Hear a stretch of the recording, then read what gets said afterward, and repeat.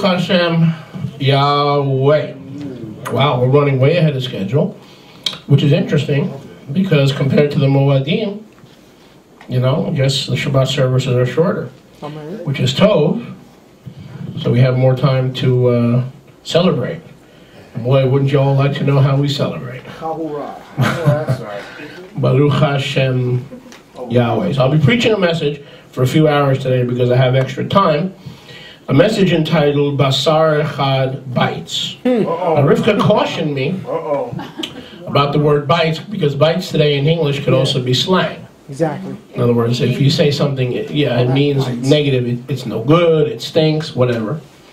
So if you say something bites, you know, oh, that bites. You know, so she wanted me to make sure I qualified my remarks by when you hear the word Basar Echad Bites, I want you to think of like Reese's Peanuts, those little bites, those little M&Ms or whatnot. I just don't want you to think of it bites, like it stinks or it's bad.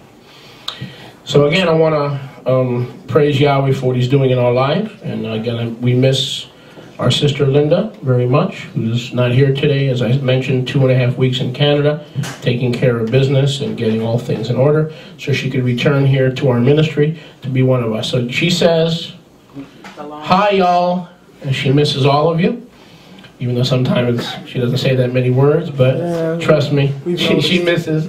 Yes, she's a very, very sweet and introspective person, but she misses all of you. She'll be back as soon as possible. possible. She'll be back ASAP, that's right. Amen.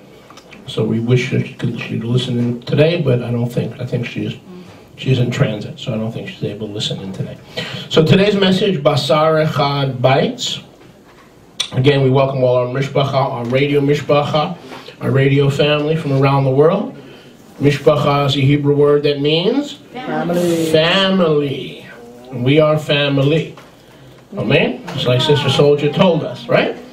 I got all my brothers and sisters with me. But you notice I'm trying to postpone preaching this message. Genesis, but I don't care. Yahweh told me, Yahweh has released me to preach some of those things that before I only were allowed to share in the book. So in case you're wondering why I'm going to be sharing some of these things in my prayer time on the West Coast, 45 minutes, Yahweh. Sometimes I just said, Yahweh, I'm here to be quiet. You do all the talking. I'll sit on the bench, I'll look at the water, I'll watch the ships go by, and you do all the talking. And that's the best way to pray. And you just ask Yahweh to talk to you. And you just be quiet, don't talk. And just ask Yahweh to talk to you, and guess what? He will. Because He's been waiting to talk to you. Sometimes we just give Him a laundry list of problems. And He already knows our problems, so sometimes it's best to just say, I'm here to listen. If you don't listen, I'll just go about my day. But I'm here to listen. That's why I'm here. That's the best prayer time you could possibly have, is to be there to listen to Yahweh. Bereshit, chapter 2, verse 21. And today, it is, of course, from today's Parsha. We just read that. We started a new Torah cycle on Shemini Atzeret, so we're already in a new Torah cycle, beginning in Bereshit. And Yahweh Elohim caused a deep sleep to fall upon Adam, verse 21, Bereshit 2:21. Turn to your Bibles, please. Caused deep sleep to fall upon Adam, and he slept. Amen. Yahweh is about to do an operation. He took one of Echad, his ribs, and closed up the flesh in its place. The first thing I want you to notice, again, this message, Basar Echad Bites, little tidbits of insight regarding the concept of Basar Echad. Before Yahweh changed Adam's rib and produced Chava, who's Chava? Eve. It was unified together with what? Other ribs. The rib that became Chava was one of how many ribs? 13. One of several ribs. Yes, several ribs. So even in the original monogamous design in the Garden of Eden, one of many ribs was used to make Chava, Eve. We see that one rib even back in Gan Eden, even back in paradise, meant a plurality of ribs, or one of Adam's many ribs. So when someone says to you that plural marriage is of the devil, that plural marriage is not of Yahweh, because in the beginning, He took one man and one woman and made them what? Basar Echad. Here's your problem. The rib that became Chava was echad. It was not a yachid rib. It was one of what? Many, many, many other ribs. And that rib became what? Eve.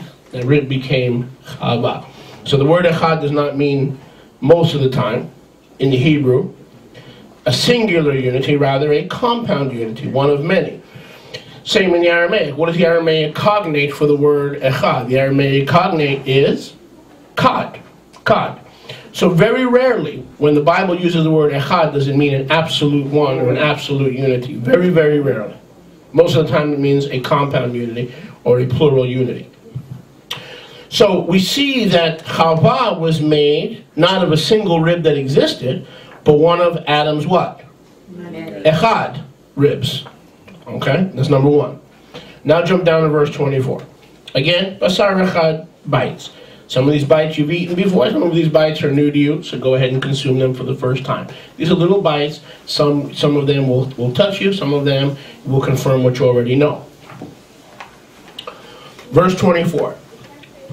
Therefore shall a man leave his Abba and his Ima, leaving one set or echad set of his parents, made up of two, not just one person. In other words, verse 24. For a man to leave his Abba and Ima, how many people is he leaving? Echad. He's leaving an echad unit, but he's leaving two people, even though they're an echad unit. Are you with me? Yes. Are we going? No. Are we on? Yes. He's not leaving one person, he's leaving echad, more than one, to become married as Basar Echad. He's leaving one set of parents, echad set of parents. We see this is all from today's Parsha. That set of parents is made up of two individuals or more than just one person. So he leaves the echad of his parents and he cleaves to his what? Isha. What is the word Isha? His wife. And they shall be, verse 24, the man and his wife shall be Basar Echad. Now, we see he leaves echad set of parents. We see Chava is really the echad rib of one of Adam's ribs. What we don't see here is the word one. We don't see the word one man shall leave his Abba and Ima and shall cleave to one wife. We don't see that. And you ain't gonna see that. I don't care what translation you use. Do you see the word one man shall leave his parents and cleave to one wife? Do you see that? No. We're talking about Gan Eden. We're talking about the original design here, where a lot of people get hung up when it comes to patriarchal marriage, and that's why I'm talking about Basar Echad bites. Not in a bad sense, but just things that we need to chew on, things that we need to munch on. And so the man will leave his Abba and his Ima and will cleave to his wife. And they shall become what? Basar Echad, or what? One gospel, one good news flesh. So they become one flesh. Who becomes one flesh? A man and a woman. Who becomes one flesh? A man and a woman. Who becomes one flesh? A man and a woman. Who becomes one flesh? A man and a woman. We notice it doesn't say one man, one woman, does it? No. Huh? Well, a lot of people would like, a lot of Messianics would like it to say that. Of course. Right. A lot of born again Christians would love for it to say one man leaves one set of parents and clings to